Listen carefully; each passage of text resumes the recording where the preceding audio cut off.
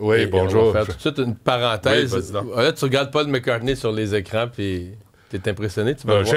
Ses cordes vocales m'ont toujours impressionné. Quand il était jeune, mais à 83 ans, il paraît que c'est... Isabelle est allée? Puis tu vas y aller ce soir. J'y vais ce soir. On vient d'acheter des billets. Par amour de la musique ou par solidarité et Géronto, le jeu? Les deux. Mais j'apporterai ma marchette. Mais c'est un spectacle historique quand même, parce qu'on ne sait pas si c'est la dernière fois qu'il passe aussi. Probable. Là. À cet âge-là, ça peut on Parce sait que pas. dans 17 ans, il va avoir 100 ans. Mais ça se peut. Parenthèse, donc, Alexandre qui est avec nous en studio parce que c'est drôle, parce que le REM avait vécu un beau succès hier. Là, le REM est en panne, mais sincèrement, c'est pas de leur faute. Mais qu'est-ce que c'est que cet accident? Bon, voici ce qu'on sait, OK? On est dans Ville-Saint-Laurent. C'est un camion qui a heurté un viaduc à proximité, donc, de la station Bois-Franc, donc dans Ville-Saint-Laurent. Là, ce qui se passe actuellement, c'est que les trains circulent normalement entre Deux-Montagnes et Bois-Franc et entre Côte-de-Liesse et Brossard. Et là, pour le... Donc, le service n'est pas complètement interrompu. Non. Il est coupé, mais là, pour les gens de Deux-Montagnes, je comprends que tu peux pas passer. Ben non, alors là, entre Bois-Franc et Côte-de-Liesse, il y a un système de navette par autobus présentement qui est mis en place. Là, on va faire des vérifications, bien sûr, à la structure également. C'est ce qu'on sait au moment où il y a un camion qui a frappé le viaduc. Ouais. Pas un poids lourd. Je peux pas croire. Il y a quelqu'un qui a jeté un C'est sort pas la sur cette scène affaire-là. sur le REM. Pour vrai, écœurant. il y a un mauvais sort. Ah oui, il y a une poupée voodoo de Hudon puis Arbaud quelque part, parce que là, avec des aiguilles. Hier soir, la nouvelle, c'était journée réussie pour le REM. Je pense qu'un matin, même le devoir de ça. Et même hier, on s'en parlait, on se dit, si ça peut fonctionner, ça va être extraordinaire, le REM. Comme système de transport en commun, là, bravo. Si ça peut fonctionner. Mais là, ça avait l'air d'être bien parti. Puis là, t'as un cabochon qui rentre dans un viaduc. Hey, bravo. Non, mais là, il faut qu'un exorciste aille voir le conducteur, le conducteur de ce camion pour savoir. Appelle Monseigneur Lépine qui a le bénir les rails. C'est pour quelque chose pour les aider. Je sais pas s'il fait ça, mais il peut prendre des contrats à part temps partiel. Hey, on va se parler de fonctionnaires. T'as vu que... Excuse-moi, je veux juste... Oui? L'entrevue que tu viens de faire, là, toi, hier, tu m'as envoyé ce sujet-là, un bébé avec 50 fractures, là, non sur ça n'a pas de bon sens, là. Je veux juste dire, comme père de famille, là, puis toi aussi, là, je le sais, là, grand-père en plus, là, mettez-vous une capote. Si vous voulez pas d'enfant, là, il y a une interruption de grossesse, faites pas vivre ça à un enfant, à un bébé. Quand le pédiatre dit que c'est des fractures particulièrement douloureuses pour un enfant d'un mois ou deux. C'est écœurant. Tu sais, ça brise le cœur. Moi, je vais essayer de pas craquer, là. Mais quand on lit l'article de Camille Payan, aucune preuve ne peut être ainsi conclure qui en était l'auteur de ces 50 fractures, des ecchymoses. C'est une petite fille, je comprends bien. Le père va changer sa couche. Elle entend hurler. Il brise une jambe. Puis là, on ne sait pas c'est qui l'auteur. Hey, Sherlock Holmes, Colombo, Enquête Jobidon. Je pense, moi, je le sais. Sais-tu quoi? J'ai l'arrogance de penser que je le sais. Qui est l'auteur de ces blessures infligées à un petit bébé qui ne demande rien? Si t'es pas capable de faire des enfants, fais-en pas. On t'en demande pas. On demande à personne de faire des enfants. Si t'en as, prends-en soin. Ouais, mais là, l'histoire... c'est l'histoire l'histoire de la misère humaine. Non, là, je m'en fous. T'es un adulte. T'es un petit bébé. Je m'en fous de la misère humaine. Non, tout le monde a eu des problèmes dans la vie. Tout le monde a eu des problèmes dans la vie. Il n'y a aucune raison pour justifier que tu casses une jambe à un petit bébé. Non, aucune. Aucune hostie de raison. Fait que, mais malheureusement, il y a des tout croches dans la société. Oui. Mais là, qu'on se demande pas, hey, sais-tu quoi? Après, on va se demander, John F. Kennedy s'est suicidé. Coudon. Ça se peut plus, là. T'as un homme, t'as une femme adulte qui a un petit bébé. Le petit bébé se ramasse 4 jours plus tard à l'hôpital. Puis on se demande qui sont les auteurs de ces fractures. Ben là, la police semble avoir déterminé que la mère est négligente, n'a rien fait, puis que le père est l'auteur. Parce que le père, il attend elle est en procès pour ne pas avoir fait le nécessaire pour la vie de l'enfant. 4 jours à souffrir un petit peu. Ouais. Mais là, le père, lui, va être accusé de voie de fait. Le père va avoir un procès plus grave dans quelques semaines. Tu t'en vas en prison, là. Ben, j'espère. Tu t'en vas en prison. Puis là, il faut que le message soit clair. Il faut qu'on arrête d'être « Ah, ben là, il faut comprendre. » Non, moi, je comprends rien. Je n'accepte rien. Il n'y a aucune justification. Il n'y a aucune raison. Faut que ça arrête. De pleurnicher sur le... T'es un parent, t'es un adulte, t'as un bébé, prends-en soin. Puis commence pas à penser que nous, on va te trouver des excuses si tu le tortures ou si tu lui fais mal. Faut que ça arrête. Alors moi, je comprends là, les gens ont de la misère dans la vie, mais ça justifie pas de traiter un bébé comme ça. Fait que moi, je m'en vais. C'est tout. Bon, les fonctionnaires qui vont être, semble-t-il, cet hiver, janvier, février, par le gouvernement du Québec, comme c'est le cas à Ottawa, là, vont être appelés au bureau 3 jours semaine. Les syndicats ont crié, on brime leurs droits. Oui, puis la détresse santé psychologique des travailleurs. Mais il y a Québec solidaire hier qui a pris une défense sans nuance, là, qu'on ne devrait pas imposer quoi que ce soit là, aux travailleurs, aux fonctionnaires. Mais qui nous prouve que le service va s'améliorer s'ils font du télétravail. C'est ce qu'ils affirment. Le syndicat l'affirme. Les affirmations, là, moi, je veux des preuves. Mettez-le en place, c'est parce que tout le monde affirme toutes sortes d'affaires là, ces temps-ci, mais on a des preuves de rien. C'est facile.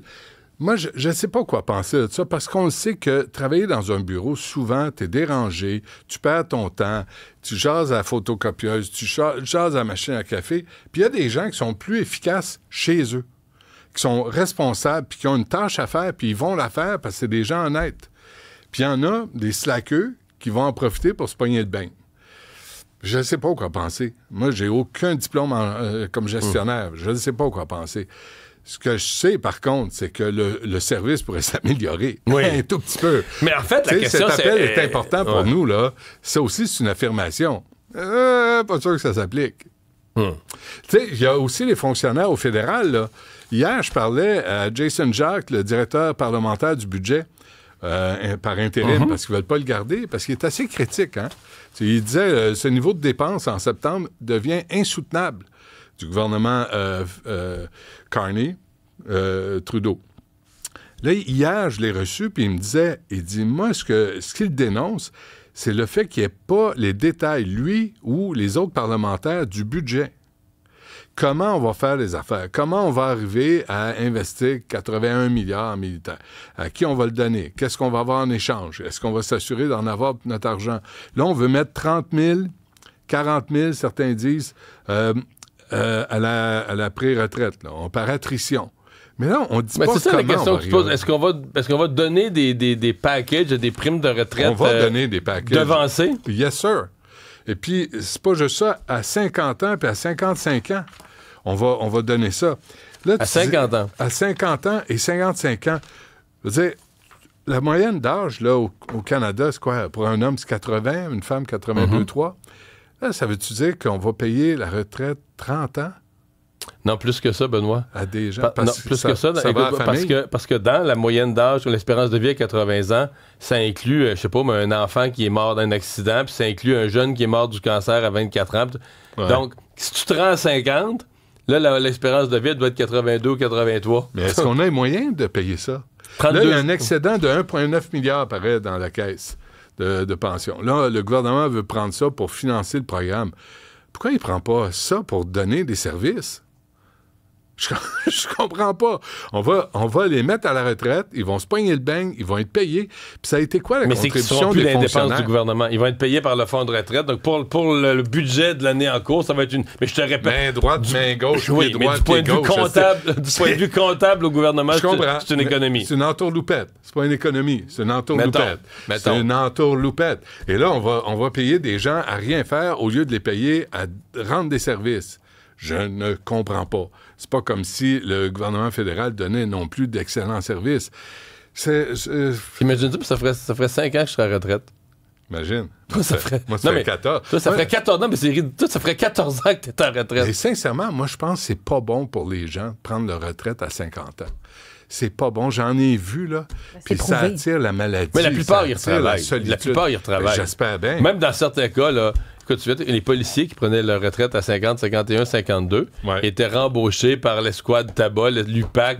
Ils travaillaient, ils gavaient la pension, plus une paye. J'ai rencontré un hier, par hasard. Ah oui? Puis là, il s'est trouvé, je ne veux pas le nommer, je ne veux pas dire où il est rendu, mais là, il est devenu porte-parole d'un truc, tu sais. Fait qu'il dit, c'est sûr, je suis en train de virer fou à la maison. Ben, c'est certain. Mais là, tu vas avoir des fonctionnaires qu'on va payer. Puis ça a été quoi la contribution des fonctionnaires à leur plan de pension? Parce que, souviens-toi, il y a 10-15 ans, je pense que c'était encore plus que ça. À l'Assemblée nationale, il y avait un débat sur la pension La des députés. contribution. Puis c'était 21 %. Puis je sais que les fonctionnaires municipaux, c'est 21 %. Fait que tu contribues même pas 50 % à ta caisse de retraite. Peu importe combien tu contribues, juste en termes non, de pas temps. peu importe. Non, mais écoute-moi... C'est encore le gros qui paye, là. Oui, je comprends, mais c'est parce que si t'as 50 ans... Puis l'autre, là. Juste en nombre d'années, là, si t'as 50 ans, Ouais. tu prends ta retraite. Ouais. Mettons, au mieux, t'es rentré au travail à 22, 23, 24, avec t'as Mettons. contribué 26, 27 ans. Ouais. On vient de dire l'espérance de vie est de 82. Ouais. Ça ne fit pas, là. Fait que est-ce que tu peux ramasser assez d'argent, mettons, à 26 ans, pour t'en faire payer 32 de retraite? Mais moi, c'est pas de même, je vois ça. Impossible. Est-ce que tu devrais avoir le nombre d'années de retraite en fonction du nombre d'années travaillées? On ne peut pas payer des gens 35 ans à rien faire s'ils en ont travaillé 25. Il n'y a pas une génération qui a profité de ce système-là. C'est insensé. Et les prochaines n'en profiteront pas. C'est un privilège D'une gang, d'une extraordinaire génération. d'une Ouais. génération et demie. Là. Je dirais 2 à la limite. Fait que c'est bon. Merci, Benoît.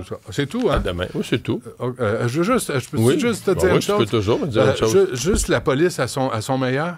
Juste pour ceux qui écoutent, fait là, son qui ont des gamin, là. adolescents, la police dans l'Indiana a donné des billets, des contraventions, des fausses contraventions à des jeunes qui utilisaient le terme 6-7. Ah, c'est correct, les contraventions.